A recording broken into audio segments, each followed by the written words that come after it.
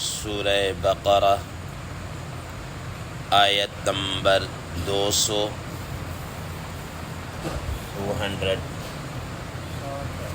آپ حضرات کے پاس پیج نمبر ہے 60۔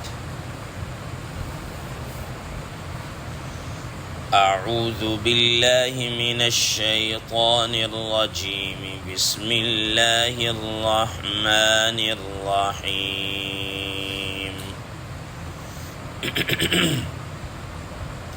فَإِذَا قَضَيْتُم مَّنَاسِكَكُمْ فَاذْكُرُوا اللَّهَ كَذِكْرِكُمْ آبَاءَكُمْ أَوْ أَشَدَّ ذِكْرًا، فَمِنَ النَّاسِ مَن يَقُولُ رَبَّنَا آتِنَا فِي الدُّنْيَا وَمَا لَهُ فِي الْآخِرَةِ مِنْ خَلَاقٍ۔ صدق اللہ العظیم۔ اللہم صل علی محمد النبی الأمی وعلی آلہ وسلم تسلیما کثیرا کثیرا۔ محترم سامعین کرام، اس آیت مبارکہ کا ترجمہ اللہ تبارک و تعالی ارشاد فرماتے ہیں، فَإِذَا قَضَيْتُم مَّنَاسِكَكُمْ، اور جب تم اپنے حج کے اعمال پورے کر چکو، فَاذْكُرُوا اللَّهَ كَذِكْرِكُمْ، تو تم اللہ کو یاد کرو ایسا، كَذِكْرِكُمْ آبَاءَكُمْ، جیسا کہ تم اپنے آباء و اجداد کو ذکر ان کو یاد کرتے ہو، او اشد ذکرا، بلکہ اس سے بھی زیادہ بڑھ کر اللہ کو یاد کرو۔ فَمِنَ النَّاسِ مَن يَقُولُ رَبَّنَا آتِنَا فِي الدُّنْيَا، لوگوں میں سے بعض وہ ہیں جو یوں کہتے ہیں، اے ہمارے رب تو ہمیں دنیا ہی میں دے دیجئے، وَمَا لَهُ فِي الْآخِرَةِ مِنْ خَلَاقٍ، تو ایسے شخص کا آخرت میں کوئی حصہ نہیں ہوگا۔ محترم سامعین کرام، بات چل رہی تھی حج کے سلسلہ میں، اللہ تبارک و تعالی نے مختلف مسائل کو بیان کیا، حج کے ایام کو بیان کیا، حج کے مہینوں کو بیان کیا، حج کی پابندیوں کو ذکر کیا، کن کاموں کو کرنا ہے کن کاموں کو نہیں کرنا ان کو ذکر کیا، اور پھر اس کے ساتھ ساتھ اللہ تبارک و تعالی نے مشعر حرام کے اندر 9 ذی الحجہ کو عرفات کے میدان میں کیا کرنا ہے اس کے متعلق گفتگو کی۔ محترم سامعین کرام، اب آج کے اس زیر 10 آیت مبارکہ میں حج کے جو آخری ایام ہیں اور آخری جو مناسک ہے جو مینا کے اندر پورے کیے جاتے ہیں اس کے متعلق گفتگو کی جا رہی ہے۔ محترم سامعین کرام، آپ حضرات کے علم میں ہے کہ حج کے 5 ایام ہیں، 8 ذی الحجہ سے شروع ہوتا ہے اور 13 ذی الحجہ کو جا کر اینڈ ہو جاتا ہے، 12 یا 13 کو اینڈ ہو جاتا ہے۔ 8 ذی الحجہ کو حجاج اکرام احرام باندھ کر مینا میں تشریف لے جاتے ہیں، مینا چلے جاتے ہیں۔ رسول اللہ صلی اللہ تعالی علیہ وسلم نے بھی 8 ذی الحجہ کو احرام باندھا اور مینا پہنچ گئے، اور مینا میں آپ صلی اللہ تعالی علیہ وسلم نے 5 نمازیں ادا کی، ظہر، عصر، مغرب، عشاء اور فجر۔ گویا 9 ذی الحجہ کی فجر تک آپ صلی اللہ علیہ وسلم وہاں پر رہے، اور پھر اس کے بعد 9 ذی الحجہ کی فجر کی نماز پڑھنے کے بعد پھر نبی صلی اللہ تعالی علیہ وسلم عرفات کے لیے تشریف لے گئے، اور عرفات کے اندر آپ صلی اللہ تعالیٰ علیہ وسلم نے پھر ظہر کے ٹائم میں آپ صلی اللہ تعالیٰ علیہ وسلم نے حج کا خطبہ دیا، حج کے خطبہ کے بعد آپ صلی اللہ تعالیٰ علیہ وسلم نے ظہر کی نماز پڑھائی اور پھر اس کے بعد ساتھ ہی عصر کی. یہ دونوں نمازیں اکٹھی پڑھی جاتی ہیں اکٹھی نمازیں پڑھی جاتی ہیں، اور اس میں دونوں نمازوں کے لیے الگ الگ تکبیر کہی جاتی ہے، الگ الگ تکبیر کہی جاتی ہے. پہلی نماز کا جو ہی سلام پھرے گا تو مؤذن دوبارہ کھڑے ہو کر وہ کیا تکبیر کہے گا، اور ساتھ ہی دوسری نماز کی اقامت ہو جائے گی اور نماز کھڑی ہو جائے گی. اور آپ صلی اللہ علیہ وسلم نے اس طریقے سے کیا.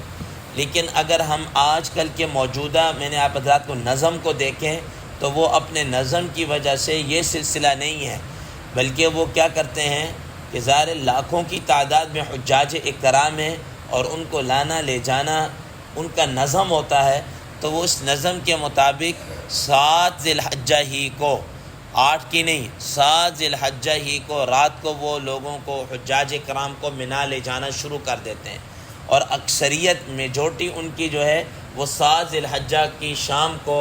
کیا کہتے ہیں رات ہی کو منا کے اندر پہنچ جاتے ہیں. تو اگر احرام باندھ کے پہنچ جاتے، اگر اس طرح کی بھی کوئی کیفیت ہو جائے، صورتحال ہو جائے، تو ایسا نہیں ہے کہ حج کے اوپر کسی قسم کی کوئی زد آ جائے گی، یا حج نہیں ہوگا، یا حج کا احرام ناقص ہو گیا، یا پہلے ہو گیا، یا کوئی دم آ گیا، کوئی بھی ایسی صورت نہیں ہوگی. پھر اس کے بعد کیا ہوتا ہے کہ وہاں پر فجر کی نماز پڑھتے ہیں پورا دن، فجر، ظہر، عصر، مغرب اور عشاء. بس اوقات مغرب کے بعد، عشاء سے پہلے، بس اوقات عشاء کے بعد. یہ اس طریقے سے اب وہ حجاج اکرام کو وہاں سے نکالتے ہیں اور عرفات کے اندر لے جاتے ہیں. اب وہاں پر حجاج کرام یہ نہ کہیں کہ جی حج کا احرام تو 8 ذی الحجہ کو باندھنا تھا، انہوں نے تو 7 کو بندوا دیا، یا جناب علی نبی صلی اللہ علیہ وسلم نے تو 5 نمازیں پڑھی ہیں، ظہر، عصر، مغرب، عشاء، فجر، تو ہماری تو 5 نمازیں ہوئی نہیں ہیں. تو یاد رکھیے گا یہ سارے سنن کے اندر آ جاتی ہیں، اس کے اندر کوئی ایسی چیز لازمی نہیں ہے کہ اگر آپ نے جناب علی 5 نمازیں نہ پڑھی تو وہاں پر یہ ہو جائے گا. تو بلکہ اگر دیکھا جائے تو 5 نمازیں اس سینس میں پوری ہو جاتی ہیں کہ فجر سے لے کر عشاء تک 5 نمازیں آپ حضرات کو بہرحال پھر بھی کیا ہے مل جاتی ہیں. اب 9 ذی الحجہ کو وہ صبح نہیں لے کے جاتے بلکہ 8 ذی الحجہ کی شام کو یہ عرفات کے اندر لے جاتے ہیں. محترم سامعین کرام، اب اس کے اندر بھی آپ نے کوئی ایسا کام نہیں کرنا ہے. دین نے انتہائی آسانی والا معاملہ رکھا ہے کہ یہ ٹائم آپ نے وہاں پر اللہ تعالیٰ کے ذکر و اذکار کے اندر کیا کرنا ہے، گزارنا ہے. بس جب عرفات کا بھی یہ دن گزر گیا، آپ نے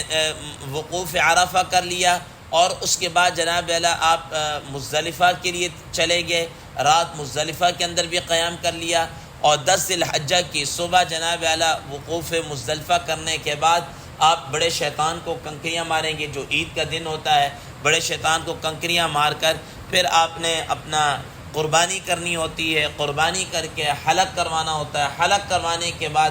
آپ احرام کی پابندیوں سے نکل آتے ہیں، احرام کی پابندیوں سے نکل آتے ہیں. اب یہاں پر کچھ مسائل ایسے ہیں کہ جو آج کل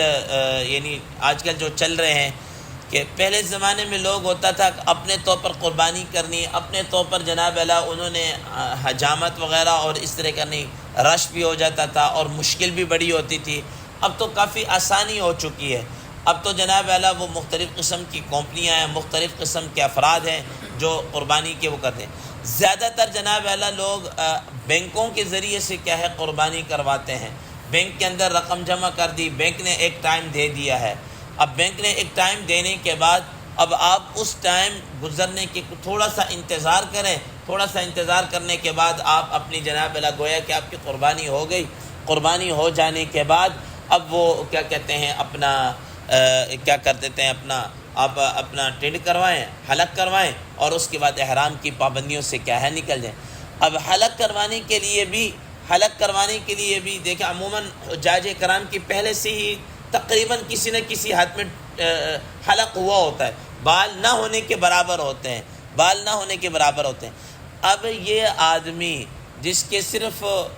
قربانی بھی ہو چکی ہے اور وہ شیطان کو کنکریاں کی بھی مار کے آ چکا ہے، باقی سارے اس کے مناسک پورے ہو گئے، اب احرام کھولنے کے لیے اس کا حلق رہ گیا، تو ایسا آدمی خود بھی اپنے حلق کیا ہے کر سکتا ہے. اس میں کوئی ایسا نہیں ہے کہ بھئی میں کروں گا تو میرے بال کٹ جائیں گے اور بال کاٹنے کی صورت کے اندر میرے اوپر دم آ جائے گا، یہ اس میں نہیں ہے. اگر آپ کے سارے مناسک پورے ہو گئے، صرف یہ رہ گیا تو حجاج اکرام ایک دوسرے کا خود بھی جناب والا وہ کیا حلق کر سکتے ہیں، اور اس کے لیے بہترین رش سے بچنے کے لیے بہترین یہی ہے کہ انسان اپنے ساتھ وہ جو مشین آتی ہے، شیور جو آتا ہے، وہ اپنے ساتھ لے جائے، اس کی جو بالکل باریک ہوتی ہے وہ اس کو پھیر لے، تو بال تو پہلے ہی نہیں ہوتے، بس ایک دفعہ ذرا علامتی طور پر آپ نے کیا ہے پھیرنا ہی ہوتا، تو انسان کی کیا ہے خود بخود ٹن بھی ہو جاتی ہے۔ یا آج کل ایسے ریزر مل جاتے ہیں کہ جو بڑے ہی سیفٹی قسم کے ہوتے ہیں، اس میں کٹ وغیرہ نہیں لگتا، تو آپ وہ اچھی قسم کا ریزر لے کے خود بھی آپ جناب اپنی ٹن وغیرہ، اپنا حلق وغیرہ کر سکتے ہیں۔ تو یہ بجائے کسی کے پڑیں اور رش ہو اور یہ ہو، اور اس طریقے سے اپنا کام بھی خود کر سکتے ہیں۔ محترم سامعین کرام، اب اس کے بعد جو اس آیت مبارکہ میں اللہ تبارک و تعالیٰ کا فَإِذَا قَضَيْتُم مَنَاسِكَكُمْ، حضرات مفسرین کرام رحمہ اللہ فرماتے ہیں اس سے مراد یہ ہے کہ جب تم وقوف مزدلفہ بھی ہو گیا، وقوف عرفہ، وقوف مزدلفہ، اور شیطان کو کنکریاں شنکریاں مار لی، اب ان مناسک کو تم نے کر لیا، اب تمہارے ذمے آخری حج کی کیا ہے چیز رہ گئی ہے، اور وہ کیا ہے مینا کے اندر اب آپ نے ٹائم گزارنا ہے، اب مینا کے اندر گزارنا ہے۔ اب مینا کے اندر آ کر آپ نے کیا کرنا ہے، فَاذْكُرُوا اللَّهَ كَذِكْرِكُمْ آبَاءَكُمْ أَوْ أَشَدَّ ذِكْرًا، تو تم نے وہاں پر اللہ تبارک و تعالیٰ کا ذکر کرنا ہے، اللہ تبارک و تعالیٰ کا ذکر کرنا ہے، اور اس طرح ذکر کرنا ہے کہا کہ جیسا کہ تم اپنے آباء و اجداد کا ذکر کرتے تھے۔ محترم سامعین کرام، اس آیت کو سمجھنے کے لیے پس منظر کے طور پر یہ سمجھیں، حضرات مفسرین کرام رحمہ اللہ فرماتے ہیں کہ اس وقت مینا کے اندر منڈی لگتی تھی، میلہ لگتا ہوتا تھا، اس میلے کے اندر جہاں لوگوں نے قربانی کے جانور وغیرہ لگنے، تو ایسی جگہ میلے ٹھیلے میں پھر کیا ہوتا تھا، اور بھی بہت ساری چیزیں ہو جاتی تھی۔ ان من جملہ چیزوں میں سے ایک یہ بھی تھا کہ یہ لوگ وہاں پر شعر و شاعری کی مجلسیں قائم کرتے تھے، اور اس شعر و شاعری کی مجلسیں قائم کرنے کے اندر کیا کرتے تھے، اپنے آباء و اجداد کا تذکرہ کرتے تھے، فخریہ تذکرہ کرتے تھے کہ میرے آباء و اجداد تو یوں تھے، وہ فلانا تھا، وہ اتنا مالدار تھا، وہ یوں تھا، وہ صاحب حیثیت تھا، وہ قبیلے کا سردار تھا، اس جیسا تو کوئی ہے نہیں ہے، یہ ہے،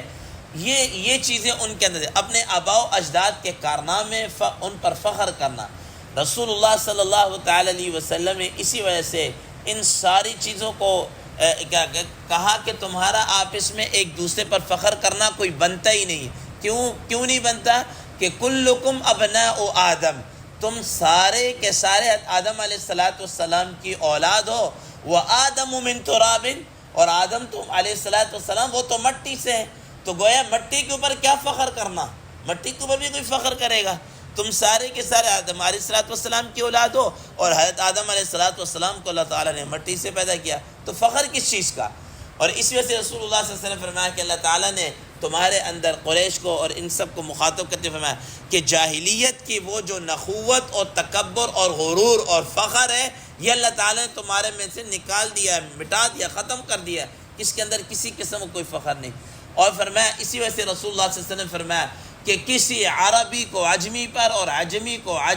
عربی کے اوپر کوئی فضیلت حاصل نہیں، کسی کالے کو گورے پر اور گورے کو کالے پر کوئی فضیلت حاصل نہیں، فرمایا الا بالتقوی، سوائے تقوی کے۔ تمہارے اندر اگر ایک دوسرے کو فضیلت اگر حاصل ہے تو وہ تقوی کے اندر ہے۔ اللہ تبارک و تعالیٰ کے ہاں سب سے مقام اور مرتبہ اس کا بڑھ کر ہے، ان اکرمکم عند اللہ اتقاکم، جو تم میں سے سب سے زیادہ متقی اور پرہیزگار ہے۔ تو بجائے اس کے کہ تم وہاں پر اپنے آباء و اجداد کا فخریہ تذکرہ کرو، اس کے بجائے تم کیا کرو، فاذکروا اللہ، تم اللہ کا ذکر کرو، جیسے اپنے آباء و اجداد کا ذکر کرتے تھے نا، اس سے بڑھ کر اللہ کا ذکر ادا کرے، اللہ کا ذکر ادا کرے۔ محترم سامعین کرام، یہی دیکھ لیں کہ آپ حج کے موقع پر سب سے بڑا ذکر کیا ہوتا ہے؟ انسان تلبیہ پڑھ رہا ہوتا ہے، لبیک اللہم لبیک لبیک لا شریک لک لبیک۔ پھر ہر جگہ باتوں کے اوپر کیا ہے، انسان بسم اللہ اللہ اکبر، طواف شروع کر رہا ہے، شروع کرنے بسم اللہ اللہ اکبر، ٹھیک ہے نا، پھر ایک چکر، پھر دوسرا چکر، پھر شیطان کو کنکریاں مارنے کے لیے جا رہے مثال کے طور پر، تو وہاں پر بھی دیکھ لیجئے بسم اللہ اللہ اکبر کہہ کر آپ کنکریاں ماریں۔ پھر یہ ایام تشریق کیا ہیں، چل رہے ہوتے ہیں، اس میں بھی اللہ اکبر لا الہ الا اللہ واللہ اکبر وللہ الحمد، اللہ اکبر وللہ الحمد، یہ اللہ کی عظمت اور کبریائی کو نکالا جا رہا ہے کہ یہاں پر اگر کسی کے گنگنانا ہے تو وہ رب العالمین ہی کی ذات ہے، کسی اور کے فخر وغیرہ کی کوئی یا ان کے گنگنانے کی کسی کی کوئی گنجائش نہیں ہے۔ تو فرمایا فاذکروا اللہ کذکرکم آباءکم او اشد ذکرا، تو تمہیں چاہیے کہ تم وہاں پر اللہ کا ذکر کرو ایسا جیسا کہ تم اپنے آباء و اجداد کا ذکر کرتے تھے، بلکہ اس سے بڑھ کر کیا کرے، تم اللہ کا ذکر ادا کرو۔ محترم سامعین کرام، ما بقی انشاءاللہ کل آپ حضرات کے سامنے اس کے ذکر کیا جائے گا۔ اللہ تبارک و تعالی سے دعا ہے اللہ تبارک و تعالی اس پر عمل کرنے کی توفیق عطا فرمائے۔ وآخر دعوانا ان الحمد للہ رب العالمین۔